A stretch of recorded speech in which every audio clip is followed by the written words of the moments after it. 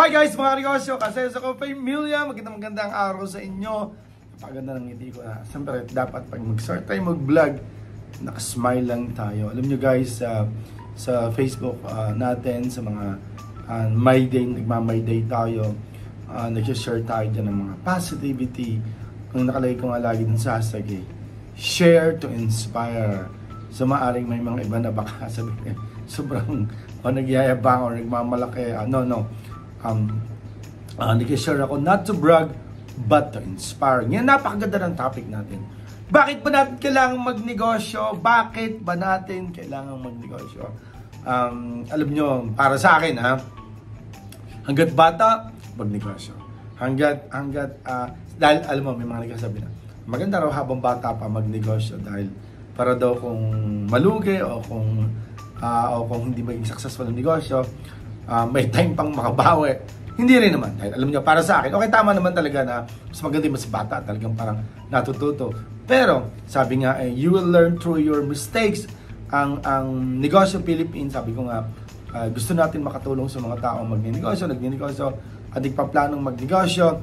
Bakit pa natin kinakailangan magkaroon ng mga mistakes or failures kung kaya mo natin siyang maiwasan. Okay? So, instead of failures and parang mistakes, dapat success na. Okay, matuto. So, sabi nila kung medyo may edad na, lalong mahirap magnegosyo. Alam nyo, marami akong kilala na ini-inspire ko magnegosyo, pero napakahirap pala talaga na magturo or mag-encourage sa mga tao na mag-business pag talagang hindi sila business-minded or nakafocus parang sila ngayon sa kanilang sweldo, sa kanilang full-time job. So, then meron din naman tayo ng mga kakilala, mga kamag-anak pa nga yung iba na mga OFW. So kung tatagalan nila sa ibang bansa, in-encourage mo ito yung mga kakausap ko, laging sabi ko, magnegosyo ka, mag-start kang magnegosyo dahil paano ka makakapag for good, paano ka makaka-uwi kasama ang pamilya mo kung halimbawa hindi ka nagnegosyo. So may mga iba talagang ganoon. Then may mga iba naman na talaga na siyempre may mga nagretiro nung makakuha ng pensyon. Takot na takot magnegosyo. Pag hindi ka nagnegosyo, mahubos ang pera mo, yung pension mo, yung nakuha mong pera. So ilaan natin sa negosyo.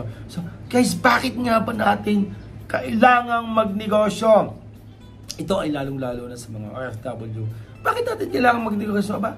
Bakit ba talaga ba ang purpose mo nung pumunta ka ng ibang bansa? Okay, nag-Korea, nag-Saudi. Bakit ang purpose mo ba talaga dyan? Dyan ka natitira or magkakaroon ka ng pera, uuwi ka isang buwan or 2 weeks, then balik ka uli ng Korea, ganun ulit. Ganun lang ng ganun, wala kang planong magnegosyo. So ang purpose, unang-una, siyempre ang purpose ng pagnegosyo sa mga OFW, makapag-for good ka. Okay? Dahil hindi naman talaga po pwedeng kahit meron na ako kilala, milyonaryo. Ang dami daw pera. Okay, taka talagang taon na talaga. Hindi rin negosyo, pero dire-diretso ang gastos. So sabi ko ba, parang kahit pa siguro ilang sakong pera ang dala niya, pagka ganun siyang gumastos, sinusuporta ng pamilya, ang dami, yung siyempre yung luho ng sarili, yung barkada. Sabi ko kahit pa siguro 3 sakong pera ang dala nito, mauubusan nito talaga din nga. So nabalitaan ko, okay, nagpunta na uli ng ibang bansa. So pero kung yun from the start, dumating siya kahit pa paano nag-try siya mag-invest, siguro yung kinikita niya sa negosyo, kung hindi man masapatan yung gastos niya lahat, at least may napasok na income. Napakahirap ng dire-diretso ang labas ng pera, pero wala namang income sa mga OFW. Okay, ito yung challenge sa inyo, mag-ipon, magnegosyo. Ang purpose ng negosyo para makapag for good, mabigyan ng magandang buhay ang ating pamilya. Okay, napakahirap guys na nagplano ka na mag for good nung nakailang taon, maedad na, gusto pang bumalik ng ibang bansa, pero overage na. Isang purpose pa rin, siyempre, pag tayo nagnegosyo, siyempre, nagkakaroon tayo ng pera, yung mga bagay na gusto nating bilhin, ay pwede nating mabili. Speaking of gustong mabili, guys, maya meron tayong iba vlog, may pupunta tayo sa Global City, sa Taguig, pupunta tayo maya, meron tayong kukunin, kakabang-kabang yan. I-share ko sa inyo later on, magkakaroon tayo ng vlog. So ito, kaya ko ito makukuha, kaya ko ito mabibili dahil sa negosyo. Kung Kung sa pagtatrabaho ko lang, kung mag-iipon ako siguro ilang taon bago ko bunuin yun. Baka pag nabuno ko yun, baka yung gusto kong bilhin ay hindi na uso, luma na. Pag ako nga guys ay nakakakita ng mga sports car, nakakakita ko ng napakagandang sasakyan, sabi ko nako, pag ako'y bumili, luma na yan. Pag ako'y bumili, baka naka-junk na yan. Pag ako'y bumili, baka hindi na tumatakbo yan, di ba ganon?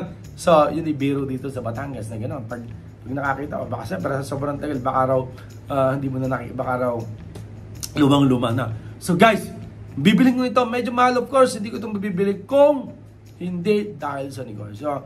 Gusto mong magpagawa ng bahay, alam nyo, nakakaawa, may mga iba tayo na nakakita na talagang masasipag naman, tatrabaho naman, ilan yung tatrabaho, pero ang iba na umupahan lang, napakaskip, siksigan sa Maynila, may iba na although nasa probinsya nga, ang bahay naman, ganoon din, hindi mapagpagawa. So, isa rin talaga na ang purpose, bakit kailangan natin magnegosyo? Mabigyan natin ng magandang bahay, yung ating pamilya, yung shelter, yung nag-ulanan. Meron ako nakausap na nung siya hindi pa nagninegosyo, alam niyo, sabi nga sa akin, nung kabataan niya, pag umulan, yung mga bubong ay butas-butas. So kung saang area walang masyadong natulo ang tubig, dun sila, nakaupo sila. Ang iba nga basang-basa, ang iba nakatindig pa dahil nga sa lakas ng ulan. Then nalipad pa nga ng hangin, ng bagyo, ang bubong. So, talagang purpose natin talaga, bakit magnegosyo? Makapagpagawa ng bahay. Saludo po ako sa mga anak na pinagpapagawa ng bahay ang magulang. May mga iba na may asawa na, pero pinapaayos pa rin yung bahay ng magulang. So, saludo ako sa inyo. Salamat sa inyo. So guys, napakaraming bagay. Of course, kung tayo ay may negosyo na, makapagbayad tayo ng insurance, makapagbayad tayo ng medical insurance or yung accident insurance. Alam niyo, yung insurance, yan, napakaganda niyan. Maaring sa ngayon, bayad kayo ng bayad. Kalaki naman gastos ito. Pero darating talaga ang time na hindi naman natin masasabi, in case of emergency, napakalaking bagay ng may insurance. Alam niyo, kahit yung simpleng PhilHealth nga lang, dapat yung mga ordinary tao, dapat talaga meron sila. Alam nyo, minsan, kung nangyayari, gusto mo pa hospital, gusto mo i-confine, pero dahil wala kang insurance, natatakot, walang pera. So, mas dapat hahaba pa ang buhay, pero dahil sa walang kakayanan, ganun. So, ang pagninegosyo guys, hindi naman yan palakihan na kapital. Hindi naman yung palakihan na kapital. Sabi ko lagi, start small, but dream big. Isa rin sa mga gusto ko, kaya halimbawa, yung mga negosyante, ako gusto ko, pinakikita ko sa inyo, last time pumunta kami sa Hong Kong, pero by February, punta naman kami ng Singapore. So, bakit kailangan tayong magnegosyo? Para alam nyo, maranasan natin na magpahinga, magbakasyon, especially para sa akin ngayon, pinakamaganda ko tayong babakasyon kasama ang pamilya natin. Tandaan natin, sabi nga ay walang rewind. Mas maganda, para bang bigyan nyo ng reward yung sarili ninyo. Bigyan din naman yun ng reward yung pamilya natin na makaranas ng makapamasyal. May mga baka naman yung saka pa tayo mamamasyal kung matanda na tayo, baka nga pag matanda na, ugod-ugod na, sabi niya, nako, ba't pa naman ako pupunta ng ibang bansa, di sa bahay na lang, manood na lang ako ng TV, dito na lang, kakain na lang ako, dito na lang ako mag-iikot-ikot, sayang pa ang pera, hirap na hirap din naman. So may mga iba nga naka-wheelchair, nagpupunta pa ng ibang bansa. So isang purpose talaga niyan, para makapagpahinga, makapag-relax. Napakaraming bagay, napakaraming dahilan kung bakit tayo kailangang magnegosyo. Okay? So kung tayo naman nagnegosyo, may kakayanan, huwag maging madamot. Okay? May mga tao na kailangan tulungan, pero ay payo lang ha. Alam nyo, mararanasan nyo yan na pag nag-start pa lang tayong magnegosyo, napakaraming hindi sumusuporta sa atin. Pero nung nag-boom na yung negosyo, nandiyan na yan. Kanya-kanya ng puri, kanya-kanya ng humusta. So, ganoon. Pero nung nag-start, ganoon. Pero para sa akin, gawin yung motivation, gawin yung challenge, yung mga ganoon. So, maraming bagay. Paano pa ba yun? Siyempre, makakaipon tayo, meron tayong emergency fund para pag tumanda tayo. Pag tayo nagnegosyo, pag tayo tumanda, may pera tayo. Alam nyo, nakakaawa yung mga nakakita na naman tayo ng isang OFW na halos 30 taong ng ibang bansa. Pinapag-aral ang mga kapatid, pinapag-aral yung mga pamangkin, umuwi nung siya may sakit, halos palayasin na nga, parang kaaway pa siya, parang ang dating niya wala siyang kwenta, nalimutan na yung naitulong niya, yung sakripisyo. Para sa akin, naawa ako sa mga OFW napakatagal na sa ibang bansa, mag-ipon, magtira para sa sarili. Hindi nyo talaga kinakalang gawing obligasyon o responsibilidad yung mga taong yan. Bigyan nyo ng kakakitaan, turuan ninyo. Hindi po pwedeng ibinigay nyo ang inyong kanan, ang kaliwa, ibibigay nyo pa rin. Hindi.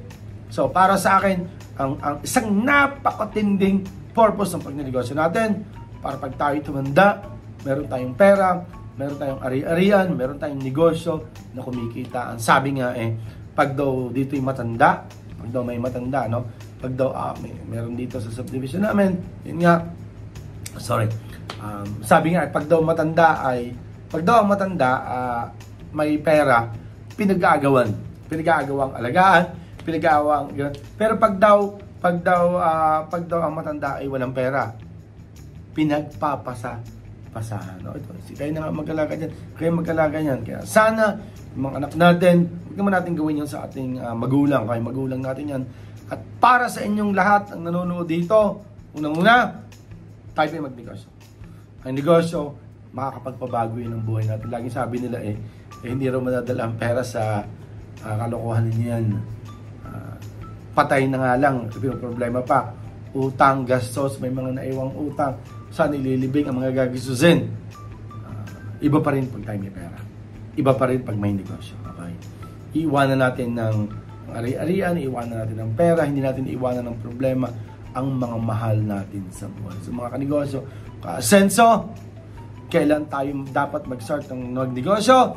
Ngayon na. Okay, hanggat kaya, hanggat malakas. Okay, kung kayo po ay may mga negosyo gustong itayo, i-open, message lang po dito. So, God bless mga kanegosyo, kasi sa pamilya, sabay-sabay po tayong masenso. Bye-bye po mga